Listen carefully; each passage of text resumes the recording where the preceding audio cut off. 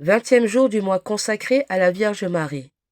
Marie, refuge des pécheurs. Elle est leur mère. Marie est mère, et elle nous aime tous comme elle aima Jésus. Mais entre tous ses enfants, ceux qu'elle aime d'un amour tendre et compatissant, ce sont les plus malheureux, les plus coupables, les plus ingrats, les pauvres pécheurs enfin. D'après la pensée de saint Bernard et de saint Bonaventure, les justes, qui représentent l'enfant Jésus comme elle l'a vu à Nazareth, doux, humble, affectueux, plein de grâce en amour, touchés de ce souvenir, elle leur prodigue 1000 bienfaits. Mais les pécheurs lui rappellent le Jésus du calvaire, flagellé, couronné d'épines, tout meurtri et glacé entre ses bras. Est-ce qu'elle ne l'aimait pas alors? Et il nous semble qu'elle l'aimait encore plus. C'est ainsi qu'elle aime les pauvres pécheurs, ses enfants, ceux surtout qui ne l'oublient pas entièrement, car ils ne sont pas tout à fait morts et elle les sauvera. Ayez donc confiance, pauvres pécheurs, et quelques enfoncés que vous soyez dans le crime. Gardez-vous de vous abandonner au désespoir. Non, non, tout n'est pas désespéré. Il vous reste une mère dont la miséricorde surpasse nos iniquités beaucoup plus encore que le ciel n'est au-dessus de la terre. Même si vous êtes 1000 fois plus coupable, prenez courage toujours.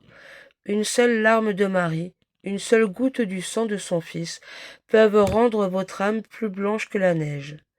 Dites seulement un mot de prière, poussez un soupir et la bonne Vierge volera à votre secours. Confiance donc, confiance sans borne. Ayons aussi compassion des pécheurs. Ce sont nos frères malheureux. Ils ont perdu la vie de la grâce. Ils marchent sur le bord d'un abîme sans fond, exposés à y être précipités au premier instant. Soyons touchés de leur tristesse, de leur triste état. Tendons-leur une main secourable. S'ils étaient pauvres ou malades, nous irions les secourir et les soigner. Mais devons-nous pas compatir bien plus affectueusement à leurs maux spirituels?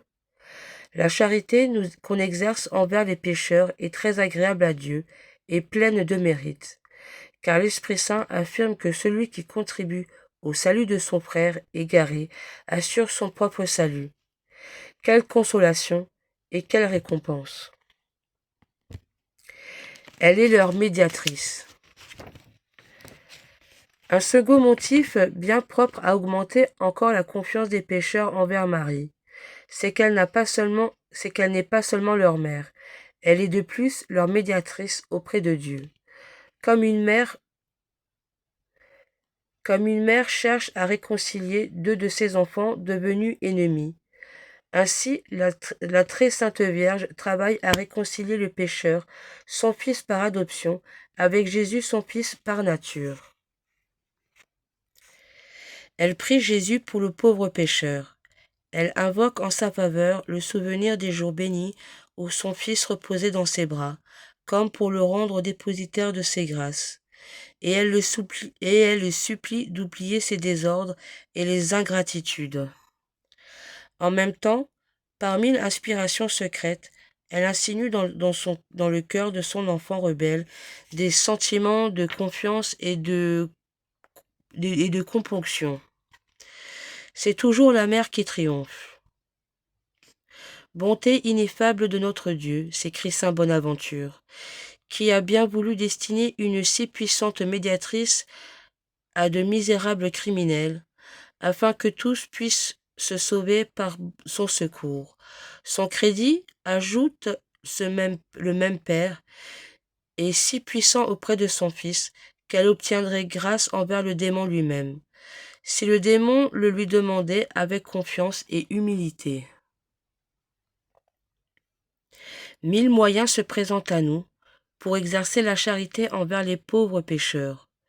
Nous pouvons offrir pour eux nos prières, nos communions, nos œuvres, nos peines et nos épreuves de chaque jour. Nous pouvons leur donner de salutaires conseils et les édifier par nos bons exemples. Aimons véritablement notre prochain, et nous serons le secours dans ses infirmités spirituelles. Dieu lui-même nous aidera et par sa grâce, nous sauverons des âmes égarées qu'il a rachetées au prix de tout son sang. Prière. Multipliez, Marie, multipliez sans cesse les traits de votre bonté admirable pour tant d'aveugles et d'insensés qui courent à leur malheur éternel. Vous êtes la reine des miracles. Faites-en des enfants soumis et dociles. Ils vous loueront et béniront à jamais, avec Jésus, votre Fils, durant des siècles des siècles. Amen. Prière de Saint Bernard, souvenez-vous. Souvenez-vous, ô très miséricordieuse Vierge Marie, qu'on n'a jamais entendu dire qu'aucun de ceux qui ont eu recours à votre protection, imploré votre assistance ou réclamé vos suffrages, ait été abandonné.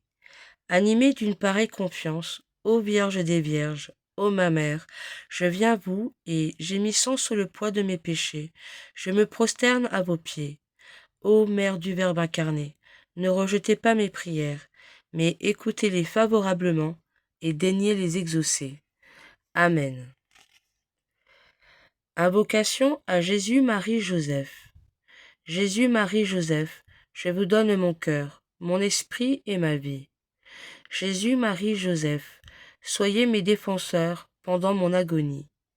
Jésus, Marie, Joseph, que doucement j'expire en votre compagnie. Amen. Magnificat, le Seigneur fit pour moi des merveilles, saint est son nom. Mon âme exalte le Seigneur, exulte mon esprit en Dieu mon Sauveur. Il s'est penché sur son humble servante, désormais tous les âges me diront bienheureuse. Le Puissant fit pour moi des merveilles, saint est son nom. Son amour s'étend d'âge en âge sur ceux qui le craignent. Déployant la force de son bras, il disperse les superbes. Il renverse les puissants de leur trône, il élève les humbles. Il comble de bien les affamés, renvoie les riches les mains vides. Il relève Israël son serviteur, il se souvient de son amour, de la promesse faite à nos pères, en faveur d'Abraham et de sa race à jamais. Gloire au Père, au Fils, au Saint-Esprit, maintenant et à jamais, et dans tous les siècles des siècles. Amen.